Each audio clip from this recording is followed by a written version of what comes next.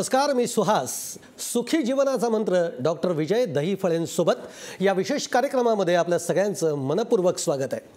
आपण गेले 2 आठवडे म्हणजे मागच्या शुक्रवारी जी आपण सुरुवात केली ती सुरुवात आपण जी केलेली होती ती म्हणजे वयात येताना. अत्यंत तरल असा हा खरं तर विषय आहे. अत्यंत समजून घेण्यातला आणि समजून सांगण्यातला सुद्धा हा विषय आहे.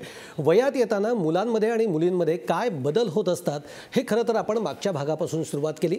मागच्या भागामध्ये आपण मुलांमध्ये काय बदल होतात, त्यांचे शारीरिक बदल काय असतात, त्यांचे मानसिक बदल काय असतात याच्यावर आपण चर्चा केली.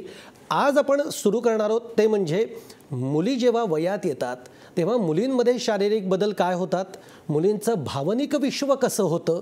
ही अत्यंत एक सगळी तरल आणि समजून घेण्यासारखी खरं तर या वयामध्ये मुलींना अशा वेळी खूप समजून घेणं, त्यांना समजून सांगणं, त्यांचं भावविश्व जपणं हे खूप महत्त्वाचं असतं. आणि या सगळ्या गोष्टी आपण जाणून घेणार आहोत डॉक्टर विजय दहीफळे यांच्याकडनं. पण मी जसं मागच्याही वेळेला उल्लेख केला होता ती गोष्ट तुम्हाला सगळ्यांना सांगणं हे माझं महत्त्वाचं आहे.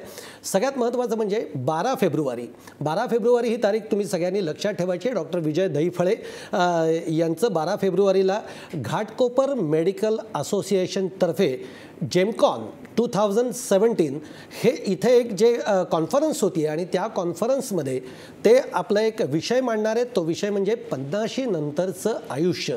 या विषयावर त्यांचं बहुमोल मार्गदर्शन होणार आहे. हा कार्यक्रम जो आहे ही जी कॉन्फरन्स आहे ही मुंबईमध्ये होती आहे.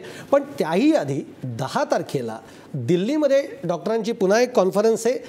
IGIB म्हणजेच इन्स्टिट्यूट ऑफ जेनॉमिक्स अँड इंटग्रेटिव्ह बायोलॉजी यांच्या वतीनं ही कॉन्फरन्स आयोजित केली जाते. आणि याच्यामध्ये जो डॉक्टर विषय मांडणार आहेत, जे सादरीकरण करणार आहेत, तो विषय आहे erectile dysfunction treatment and role of stem cells therapy.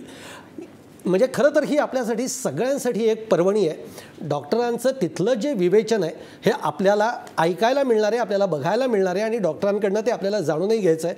Doctor, आपण आपल्या या कार्यक्रमाला म्हणजे अशा कार्यक्रमाला की ज्याची उत्सुकता आपल्या सगळ्या प्रेक्षकांना असते. प्रेक्षक, तुम्हाला सुद्धा सांगतो, तुम्हाला जर आम्हाला फोन करायचा असेल, काही प्रश्न विचारायचे असतील तर आमचा नंबर लिहून घ्या 02261112400. डॉक्टर, आपण सुरुवात करूयात. नक्की. खरं तर आज आपण सुरू करणार आहोत ते म्हणजे मुलींमध्ये वयात येताना त्यांच्यात शारीरिक बदल काय होतात, त्यांचं भावविश्व कशा पद्धतीने बदलत जातं हे सगळं जाणून घेणार आहोत. पण मागच्या भागामध्ये आपण सुरुवात केली होती मुलांच्या विषयापासून. पण तिथे आपण शेवटचा एक आपला जो मुद्दा होता तो मुद्दा मला थोडासा विस्तृत रीतीने तुमच्याकडनं जाणून घ्यायचा आहे. मुलांची जी चेस्ट आहे ती पण वाढत असते, आपली चेस्ट वाढते, बरोबर आहे. पण काही मुलांमध्ये ती थोडीशी प्रमाणाच्या बाहेर वाढताना आपल्याला दिसते. म्हणजे जणू काही ती अगदी मुलींसारखी चेस्ट होतीये की काय असंही मुलामध्ये एक दडपण यायला लागतं. आणि तो त्यामुळे थोडासा काय हे बदल होतोय किंवा असं काय आपल्याच बाबतीत असं का होतंय अशा दडपणाखाली तो येतो. नेमकं हे काय होतं शारीरिक बदल? अशा बाबतीत मी सांगेन, काही मुलं ही चबी असतात, म्हणजे डेव्हलपमेंट होत असताना जे फॅट असतं त्या फॅटमुळे बऱ्याच जणांची चेस्ट ही थोडीशी मोठी दिसायला लागते. पण काही दिवसापर्यंत हे ठीक आहे. पण जर हीच मोठेपणा जर पुढं मेंटेन राहिला तर त्याला आमच्या भाषेमध्ये आम्ही गायनोकोमॅस्टी असं म्हणतोय. म्हणजे तो जर रिड्यूस झाला नाही तर जेव्हा तो घरी बनियन घालतो किंवा त्याला टी शर्ट घालायचं असतं त्यावेळेस ते बाहेर प्रॉमिनंट दिसायला लागतं. मग तो थोडंसं कॉलेजमध्ये त्याला मुलं चिडवतात किंवा स्कूलमध्ये मुलं चिडवतात, त्यामुळे थोडासा जरा तो बेचैन आणि डिप्रेस होतो. आमच्याकडे अशी बरीचशी मुलं येतात, त्यांना एकच सल्ला असतो, थोडंसं वाढत्या वयात ते कमी होतं त्यांचं जिम एक्सरसाइज वगैरे मेंटेन करून. पण काही रेसिड्युअल फॅट बऱ्याचदा ब्रेस्टच्या एक्झॅक्ट अंडरनीथ खाली तो लायपोमासारखं बनून राहतं आणि तो भाग खाली जात नाही. तर अशा वेळी त्याला मग लायपोसक्शन म्हणजे एका विशिष्ट यंत्राद्वारे साईडनं छिद्र करून त्याच्या अंडरचं फॅट हे पूर्णपणे काढलं जातं आणि त्याला पूर्णपणे फ्लॅट बनतं आणि कम्प्लिटली त्याला गायनोकोमॅस्टिया किंवा जो अपीअरन्स वर दिसणार आहे ते नॉर्मल करता येतं. डॉक्टर, आपल्याला फोनला सुरुवात झालेली आहे. नरेश म्हणून सिंधुदुर्गवरनं फोन आहे. नरेशजी, विचारा तुमचा प्रश्न काय आहे. हॅलो. हा, नमस्कार. मी बोलतोय, मला डायबिटीस आहे. बर. तर तो लैंगिक समेत थोडाफार मला परिणाम जाणवतो, त्याच्यासाठी काय करायचे? ह्यांचं म्हणणं ह्यांना डायबिटीस आहे. आता परत एक आपण रिव्हिजन करू या ठिकाणी आपल्या एवढे 4-5 शोचं जे आहे ते. डायबिटीस हा जवळपास सध्याच्या आपण भारतामध्ये जर म्हटलं गेलं तर सर्वात जास्त प्रमाण आहे जीवनशैली, लाईफस्टाईल, दगदग, स्ट्रेस, या सर्व गोष्टीमुळं आपण त्याला टाळता येत नाही. मॅक्झिमम मी सांगेन एक वयाचं इव्हन आज तर पाहिलं तर ज्युव्हेनल डायबिटीस म्हणजे जन्मतात असलेला डायबिटीस, नंतर होणारा डायबिटीस, पण हा एकदा झाला की तो आपल्या आयुष्यभर सोबत राहतो. त्याची ट्रीटमेंट घ्यावी लागते. आपण फार स्ट्रेसमध्ये येतो कारण त्याचे चेंजेस पूर्ण आपल्या बॉडीवर, शरीरावर व्हायला लागतात. पण तरीसुद्धा सध्या याला घाबरायचं नाही कारण तो आपल्याला सोडून जाणार नाही. याला ट्रीटमेंट आहे, अतिशय चांगल्या रीतीने तुम्ही त्याला कंट्रोलमध्ये ठेवा. एक्झरसाईज आहे, योगा आहे, व्यायाम आहे आणि त्यानंतर असणारी इंजेक्शन्स. मी एक सर्वात महत्त्वाचं या ठिकाणी सांगेल, काही जणांना डायबिटीसला मी गोळ्या घेतो म्हणजे हे ठीक वाटतं, पण इंजेक्शन, इन्शुलिन म्हटलं की ते घाबरतात सांगायला. पण मी म्हणेन इन्शुलिनद्वारे डायबिटीस हा चांगला कंट्रोलमध्ये येत असतो. म्हणून ज्याला गरज आहे त्यांनी इंजेक्शन्स घ्यावीत, रेग्युलर शुगर करावी आणि त्याप्रमाणे आपलं मेंटेन साथीला व्यायाम पण पाहिजे लागतोच. आता ह्याचं कारण का, त्याचा इफेक्ट त्यांनी जसं विचारलं शिथिलतेवर का होतो, तर मी जे कारणं सांगितली, न्यूरोजेनिक, वास्कुलोजेनिक, हार्मोनल, ह्या सगळ्या कारणामध्ये ज्या नर्व्हज असतात, आपले मज्जातंतू जे असतात, पहिल्यांदा त्याचं डिमायलिनेशन म्हणजे जो सप्लाय असतो मेंदूकडनं निघणारा त्या अवयवाला जाणारा, तोच जर शिथिल झाला त्याचं सेन्सेशन, त्याची आपल्याला टच किंवा त्या प्रकारचं सेन्सेशन कमी झालं की मग त्याची उत्तेजना कमी होते आणि आपोआपच मग त्याला हळूहळू शिथिलता यायला लागते. पण मी त्यांना महत्त्वाचं सांगेन, प्रॉपर ट्रीटमेंट घेतली, डायबिटीस कंट्रोलमध्ये ठेवला, आमची चांगल्या औषधी घेतल्या, हे एकदम बरं करता येतं आणि स्टेम सेलनी याला तर एकदम रामबाण उपाय आहे. डॉक्टर, पुढचा प्रश्न बीडवरनं आहे, राजेश म्हणून. राजेशजी विचारा तुमचा प्रश्न काय आहे. हॅलो. हां नमस्कार. बोला. हा नमस्कार सर. बोला. हा सर, माझा प्रश्न असा आहे. हा सर, मला सरांना विचारायचंय. बोला बोला. हां विचारा विचारा, ऐकतायत सर. हा सर, मला असं म्हणायचं की मेडिकलवर जे उत्साहवर्धक जे औषधं म्हणजे गोळ्या वगैरे जे मिळतात, बरं, तर त्यांच्या डॉक्टरांच्या सल्ल्यानुसार घेणं गरजेचं आहे की असं जरी घेतलं तरी चालते. आता सुहास, मी ह्यांना परत सांगेन, आपण गेल्या वेळेस जो रिपीट अर्धवट राहिलेला प्रश्न होता, तर माझं परत म्हणणं आहे की डॉक्टरांच्या सल्ल्याशिवाय कुठलंही मेडिसिन घ्यायचं नाही. का? कारण त्याची कारणं वेगळी असतात, त्याचे इफेक्ट, साईड इफेक्ट कोणाला सूट होतं की नाही. मग अशा वेळी काय होतं की अननेसेसरी, विनाकारण, अनएक्सपेक्टेड आपल्याला त्याचे कॉम्प्लिकेशन मिळतात आणि पेशंट हा नर्वस होतो. पण अगदी डॉक्टर, हे बरोबर आहे, राजेशजींचा हा प्रश्न खूप योग्य आहे. कारण मित्र आपल्याला खूपदा असे सल्ले देतात की अरे तू घे रे, तू वापर रे ही गोष्ट, आणि त्याच्यातनं मग दुष्परिणामांना सामोरं जावं लागतं. आणि दुसरं आणखी मी सांगेन, हे असं का होतं, तर बऱ्याच जणांना कोणाकडे जायचं, कोणाकडनं मेडिसिन घ्यायचं, कोण सेक्सॉलॉजिस्ट आहे, कोण प्रॉपर पर्सन आहे, हे कन्फ्युजन राहतं. मग कोणातरी कानावर आलं, यांनी सांगितलं, त्यांनी सांगितलं, कुठे नेट पाहिलं. अशा ठिकाणी आम्ही सांगू की तज्ज्ञांचा सल्ला घ्या, त्याचं कारण शोधा आणि मगच ट्रीटमेंट घ्या. आता डॉक्टर, मी आपल्या आजच्या विषयावर येतो. बरोबर. आजचा विषय मुलींमध्ये होणारे, वयात येणाऱ्या मुलींमध्ये होणारे शारीरिक बदल. आपण शारीरिक बदलांबरोबर आंतरिक बदल सुद्धा बघणार आहोत. बरोबर. भावविश्व सुद्धा आपण समजून घेणार आहोत की यावेळी काय भावना त्यांच्या मनामध्ये येत असतात, बदल होतात. मला डॉक्टर सगळ्यात महत्त्वाचं म्हणजे की या खरं तर मुलींच्या या बदलांकडे आपण सगळ्यांनी गांभीर्यानं बघितलं पाहिजे, आपण जबाबदारीतून बघितलं पाहिजे. आणि त्या दृष्टीतनं आज हे सगळे प्रश्न मी तुम्हाला विचारणार आहे. मुळामध्ये मुलींमध्ये जेव्हा त्या वयात येतात तेव्हा शारीरिक बदल हे अगदी प्रामुख्याने आपल्याला दिसायला लागतात. हे शारीरिक बदल नेमके काय होत असतात आणि ते कसे होतात आणि त्याची वाढ कशी सुरुवात होते.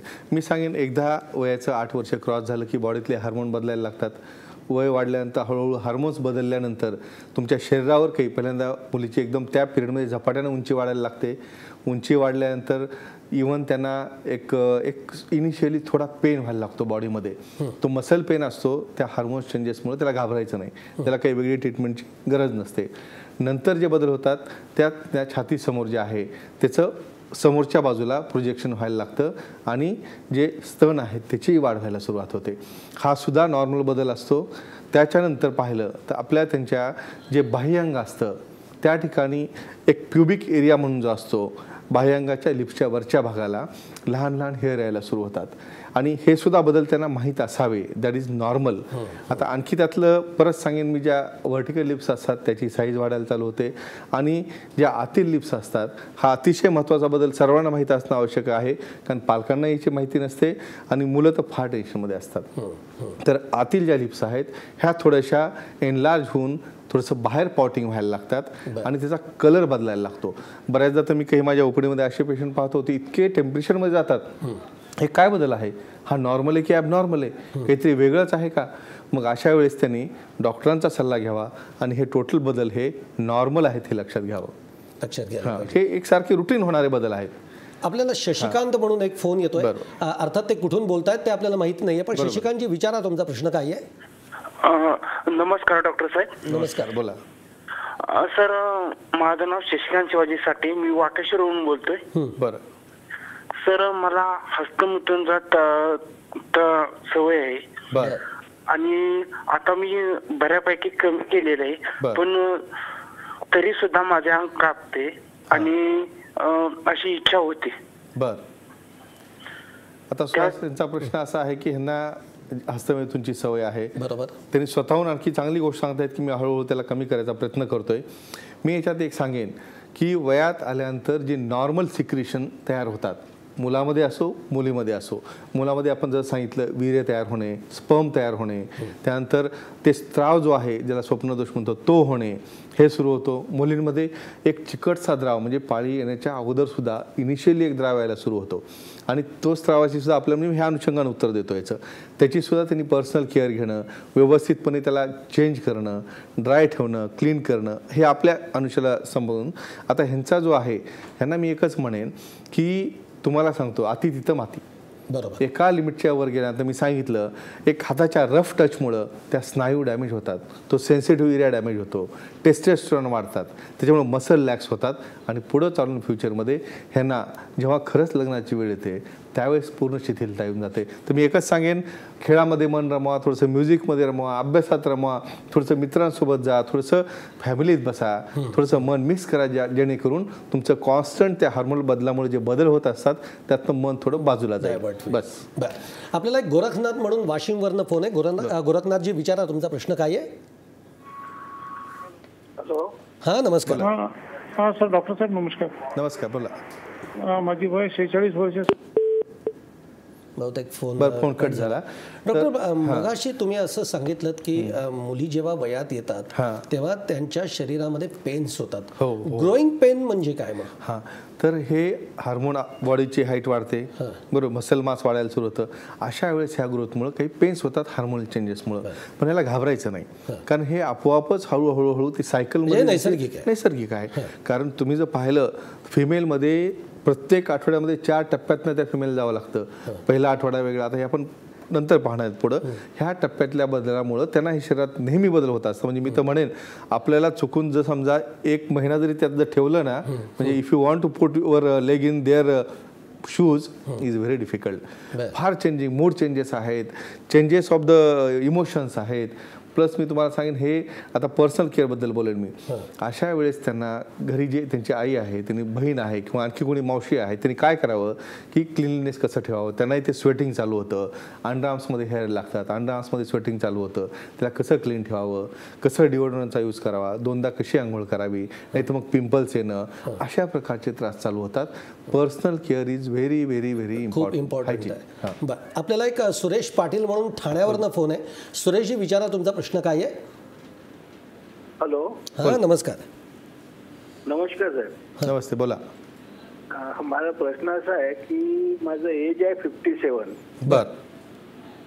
आणि मी डायबिटीज आहे 8 वर्षापासून. तर मी असं इरेक्शनला प्रॉब्लेम येतो. बर बर बर. तर हे बाहेरच्या विगोरा वगैरे जर घेतल्या बर तर टेम्पररी रिलीफ मिळतो. हां, पण मला असं सांगण्यात आलं होतं जेव्हा डायबिटीज कव्हर होईल तुम्हाला याची काही गरज पडणार नाही. तर मला जवळजवळ आता 1 वर्ष 1.5 वर्ष झालं. हां, तर 100च्या आसपासच आहे डायबिटीज. बर बर, ठीक आहे. डायबिटीज पूर्ण कव्हर केलेलं आहे मी, तरी पण इरेक्शनचा प्रॉब्लेम आहे. ठीक आहे, ठीक आहे. मी आता या ठिकाणी सांगेन, डायबिटीज कव्हर झाला की मी असं सांगेन, हा डायबिटीज कव्हर झाला आणि संपला अशी सिच्युएशन येत नसते. हां, तुम्ही त्याला रेग्युलरली कंट्रोलमध्ये आणणं, बरोबर आहे, कंट्रोलमध्ये आणू शकता. कॉन्स्टंट लेवल ह्या फास्टिंग आणि पोस्ट मिलच्या मेंटेन ठेवू शकता. त्या मेंटेन राहिल्यानंतर तुम्ही अतिशय नॉर्मल पद्धतीचं लाईफ जगू शकता. आणि मी सांगेन त्यांनी एकदा व्यवस्थित त्यांची तपासणी, त्यांचं जे डॉपलर आहे, स्टडी आहे, त्याचं कारण आहे काय नाही हे सगळं चेक करावं. आणि ती केल्यानंतर एक विशिष्ट ट्रीटमेंट त्यांना दिली आणि ती लागू पडली की त्यांना निश्चित चांगला रिझल्ट येईल असं माझं म्हणणं आहे. अजून एक फोन घेऊयात आपण डॉक्टर. गणेश कदम म्हणून फोन आहे पुण्यावरनं. गणेशजी विचारा तुमचा प्रश्न काय आहे. सर हां बोला. हा माझं वय आहे 35. पुण्यावरून बोलतोय. मला सर लिंगाचा जो साईज आहे आपला तर 1 इंच आहे. तर आपल्याला काही खाण्यापिण्यातून काही फरक पडेल का, त्यासाठी आपल्याला गोळ्या औषधच घ्यावे लागतील का, असं आहे. बरं ठीक आहे. आता ह्या अनुषंगाने मी यांना सांगतो. आता असा प्रश्न बऱ्याचदा येतो की त्याची नॉर्मल साईज म्हणजे काय, आणि नॉर्मल साईज आता कशी मोजायची असते हेही कोणाला माहित नाही. बेसिकली स्ट्रेच पेनाइल लेंथ म्हणजे जेव्हा आपण त्याचं जिथनं स्टार्ट होतं, मूळ आहे, तिथनं आपण त्या लिंगाला पूर्णपणे असं स्ट्रेच करतो. आणि ते स्ट्रेच केल्यानंतर त्याचं 2.5% डेव्हिएशन म्हणजे त्याचा सर्कम्फरन्स आणि लेंथ ह्याला आपण अनुसरून आपण तिची लेंथ मेजर करतो. पहिल्यांदा ह्यांना एक्झामिन करायला लागेल, खरंच ती लहान आहे का ते पाहायला लागेल. आणि असेल तर आपण हे हार्मोनल प्रोफाईल जो आहे, male sexual hormones, testosterone, LH आणि प्रोलॅक्टिन आणि FSH हे टेस्ट करून घेऊ. आणि कुठं डेफिशियन्सी जर वाटली तर आपण त्यांना हार्मोनल ट्रीटमेंट देऊन ओके करू शकतो. किंवा एक्झामिनेशनमध्ये आणखी काही वेगळा प्रकार आहे का हे पाहून त्यांना ट्रीटमेंट देता येते. त्यांना काळजी करायची अजिबात गरज नाही. डॉक्टर खूप सारे प्रश्न आहेत, पण आपण इथे एक छोटासा ब्रेक घेऊयात. आपण एक ब्रेक घेतोय, कुठेही जाऊ नका, पाहत राहा सुखी जीवनाचा मंत्र.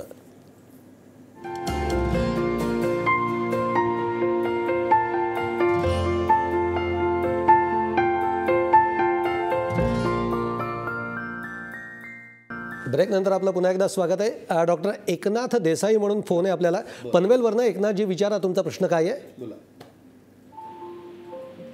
एकनाथजी विचारा तुमचा प्रश्न काय आहे. बहुतेक फोन कट झाला असेल.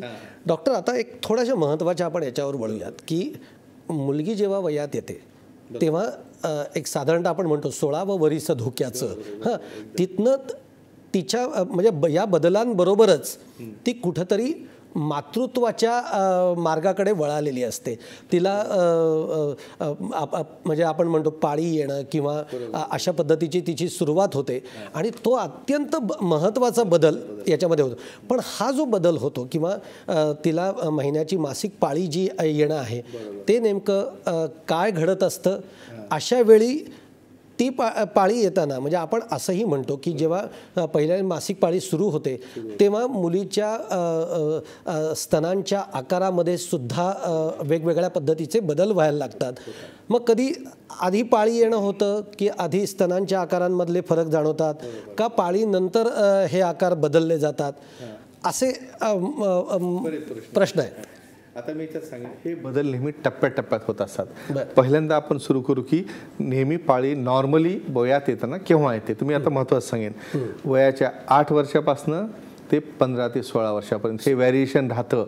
त्यामुळं 8ला आले म्हणजे एवढ्या लवकर काय आले म्हणून घाबरून जायचं कारण नाही पालकांनी. आणि काही जणांमध्ये समजा 12 वर्ष आलं, 13 आलं, 14, 15 आलं, त्यातही घाबरायचं कारण नाही, कारण प्रत्येकाचे हार्मोनल चेंजेस वेगळे असतात. आता ह्यामध्ये होतं काय, पाळी येणं म्हणजे नैसर्गिकरित्या परिपक्वता म्हणजे अंडबीज वगैरे तयार होऊन त्यातले इस्ट्रोजन, प्रोजेस्ट्रॉन यातले चेंजेस होऊन आतला गर्भाशयातील भाग आहे तो पक्व होतो. आणि त्यावेळेला जेव्हा त्याचं लेवल्स कमी जास्त व्हायला लागतात त्या झाल्यानंतर त्यातनं बाहेर जे रक्तस्राव होतो त्याला पाळी येणं म्हणतो. आणि हे बदल जे ब्रेस्टचे आहेत त्याच वेळेला हार्मोन्समुळे ब्रेस्टमध्ये कंजेशन होतं.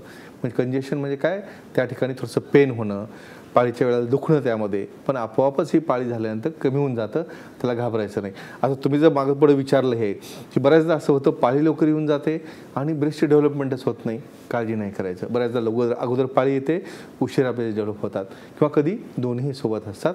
तर हे नॉर्मल फिजिओलॉजी असते. पण कधी कधी असंही होतं की अगदी मुलगी मोठी जरी झाली तरी तिची ब्रेस्ट त्या प्रमाणामध्ये डेव्हलप होत नाही. या मागचं कारण काय सांगाल, किंवा याच्यावर मग काय पद्धतीने बघितलं गेलं पाहिजे उपचार पद्धतींमध्ये? आता मी सांगतो, हे प्रत्येकाची शरीरयष्टी जी आहे, पर्सनॅलिटी आपण जे म्हणतो, त्याचं डाएट आहे, त्याची हाईट आहे, त्यांच्या फॅमिलीचे बाकीचे मेंबर्स कसे आहेत त्याप्रमाणे शरीरयष्टी राहते. काही जणांना त्या त्या वयामध्ये ती डेव्हलपमेंट नॉर्मली व्हायला पाहिजे, ती न होता लहान साईजमध्ये राहतात. मग त्या कुठेतरी मग त्या मुलीला एक काय असतं, एक समोरच्या मुलीला किंवा स्त्रीला that is one of the एक काय म्हणतो एक अट्रॅक्शनचा पॉईंट किंवा एक स्वतःचा एक स्वाभिमान असतो त्यामध्ये. पण त्याला घाबरायचं नाही, काही ट्रीटमेंट हार्मोन्स देऊन त्याला ओके करता येतं. पण जर फरक नाही पडला तर आपण नंतर ब्रेस्ट इम्प्लांट करू शकतो. आपल्याला एक पनवेलवरनं एकनाथ देसाई म्हणून फोन आहे. एकनाथजी विचारा, तुमचा प्रश्न काय आहे? बोला. हॅलो हॅलो, एकनाथजी विचारा, तुमचा प्रश्न काय आहे? एकनाथजी, तुमच्या टीव्हीचा आवाज तुम्ही कमी करा, नाही तर मग आम्हाला प्रश्न सलग ऐकू नाही येणार. मी एकनाथ देसाई बोलतोय. हा, बोला बोला. 56 आहे. बर. मला सेक्सची खूप आवड आहे. बर. मी ड्रिंक पण करतो. बर. तर ड्रिंक करण्याने माझं नुकसान होईल का फायदा आहे? आणि सेक्स आम्ही नेहमी करत नाही, वयाप्रमाणे करतो. बर बर. दुसरी गोष्ट, तुम्ही जे प्रोग्राम टीव्हीवरती दाखवला आहे महाराष्ट्रामध्ये, एकदम छान आहे. कारण खूप लोक 100 ते 80% लोक लागतात, बोलत नाही. तुमचा प्रोग्राम बघून 100% लोक बघतात, फक्त 10% तुम्हाला फोन करत असतील. नाही, आपल्या कार्यक्रमाचा एकनाथजी उद्देशच तो आहे. खरं तर या विषयावर बोलतं झालं पाहिजे आणि या विषयावर बोलतं होणं खूप गरजेचं आहे. आणि तुम्ही अतिशय त्यांनी म्हणजे मी सांगेन बोल्डली हे बोलतायत, ऍक्च्युअली 90% लोक हेच करतायत. बरोबर आहे. पण मी काय म्हणेन, या ठिकाणी तरी पुढे आलं पाहिजे. आता यांनी प्रश्न विचारला, अतिशय महत्वाचा प्रश्न आहे. बरोबर आहे. ते विचारतात की बाबा ह्या ठिकाणी जे आहे, ह्या एज मध्ये ते जे करतायत सेक्स वगैरे, त्याच्यामध्ये ड्रिंक्सचा काही परिणाम होतो का? ड्रिंक्समुळे फायदा होतो की तोटा होईल? हा, आता ते मी सांगतो. हे बघा, ह्यामध्ये काय असतं, mind relaxation is the basic principle of your event. म्हणजे आपल्या सेक्शुअल जे ह्याच्यात वातावरण बनवतो किंवा जे ॲटमॉस्फिअर असतं, त्या ॲटमॉस्फिअरमध्ये माइल्ड डोसेसमध्ये इज काय म्हणता येईल की त्याला ऑलराईट किंवा घेणं कमी किंवा जास्त प्रश्न नाही. पण माइल्ड डोसेसच्या वर जेव्हा तुम्ही आता तुम्ही पूर्ण बॉडीत जर पॅरलाइज होत असेल तर पुन्हा काय करणार आहे तुम्ही? बरोबर आहे. पण माइल्ड डोसेसमध्ये ह्यांना काही प्रकारचा त्यांना रुटीन पद्धतीने घेत असेल तर त्याचा काही परिणाम नसतो त्यांना. पण हेवी डोसेसमध्ये डेफिनेटली त्याचा परिणाम त्यावर होतो, वाईट परिणाम होतो. ओके डॉक्टर, आपण मुलगी वयात येतानाचा हा विषय जो चालू आहे, याच्यामध्ये आता एक प्रश्न असा विचारायचा की तिच्या शरीरामध्ये जे हार्मोनल सगळे बदल होत असतात, तिचं एक भावनिक विश्व तयार व्हायला लागतं. बरोबर आहे. म्हणजे याच्याही पुढे जाऊन मला असंही विचारायला आवडेल की तिला ज्या समोरच्या मुलाबद्दलच्या किंवा एखाद्या गोष्टीच्या बद्दलच्या तिच्या भावना उद्दीपित व्हायला लागतात, तिला अट्रॅक्शन वाढायला लागतं, हे जे सगळं घडतं, म्हणजे नेमकं काय होत असतं, हे बदल म्हणजे काय सांगाल तुम्ही? आता फिजिओलॉजी म्हणजे नैसर्गिकरित्या मुलगा आणि मुलगी त्या वयात आल्यानंतर जे एक्सपेक्टेड नॅचरल म्हणजे नेचरनं जे बनवलेलं आहे त्याप्रमाणे त्याची ग्रोथ होत असते, वाढ होत असते. आणि आपोआपच त्यांचं त्या पुस्तकं वाचण्यामध्ये, काही व्यवस्थित सीन पाहण्यामध्ये किंवा मुलांकडे अट्रॅक्शन होणं किंवा मुलांचं मुलीकडे होणं हे स्वाभाविक आहे, नॉर्मल आहे. फक्त प्रोव्हाइडेड दॅट की हे अंडर कंट्रोल, अंडर सुपरविजन आणि व्यवस्थित आपल्या कुठल्याही प्रकारचं ॲक्टिव्हिटी अभ्यासाला अफेक्ट न करता आणि आपलं रुटीन टाइम प्लेस आणि पर्सन या सगळ्याला सांभाळून ह्या गोष्टी महत्त्वाच्या आहेत. आपल्याला आपण एक शेवटचा फोन घेऊयात. अमर म्हणून आहे, बीडवरनं फोन आहे. अमरजी विचारा, तुमचा प्रश्न काय आहे? हा, हॅलो सर. हा, नमस्कार. हा सर, माझं वय 23 आहे. बोला. सर, ज्या वेळेस स्वप्नदोष होतो किंवा मी हस्तमैथून झाल्यानंतर दुसऱ्या दिवशीपासून तर पिंपल्स यायला सुरू होतात. बर.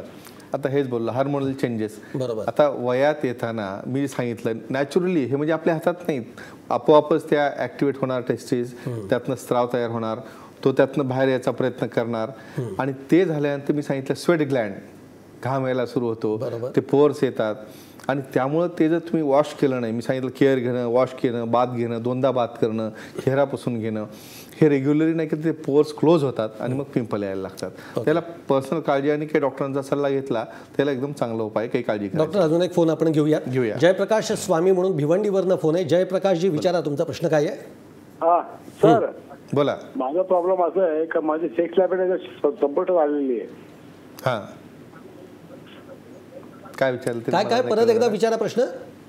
सर, माझा आहे ना, माझं पण सेक्स लाईफ आहे ना, एकदम सपोर्ट आलेली आहे. त्याबद्दल मला तुमचं पाहिजे मार्गदर्शन.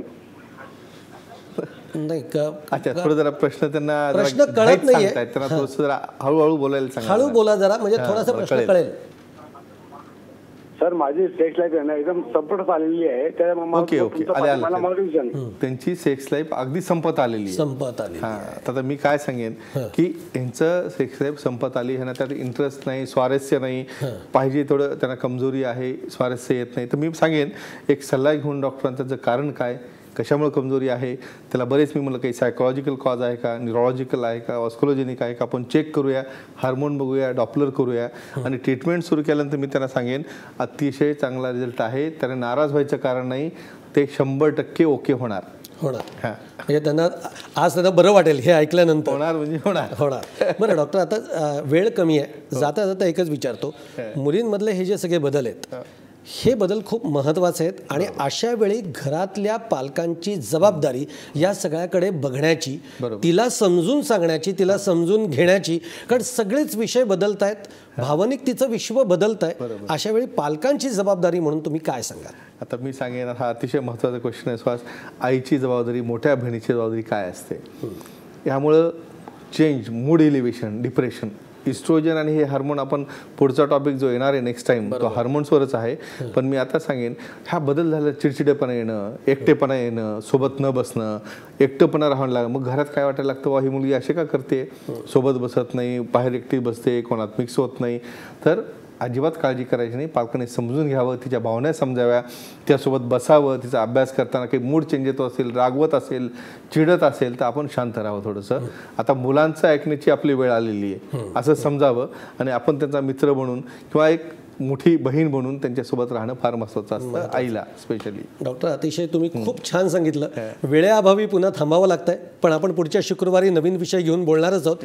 आपण पुन्हा भेटणार आहोत पुढच्या शुक्रवारी रात्री 10:30 वाजता. तोपर्यंत पाहत राहा सुखी जीवनाचा मंत्र, फक्त महाराष्ट्र बांधव.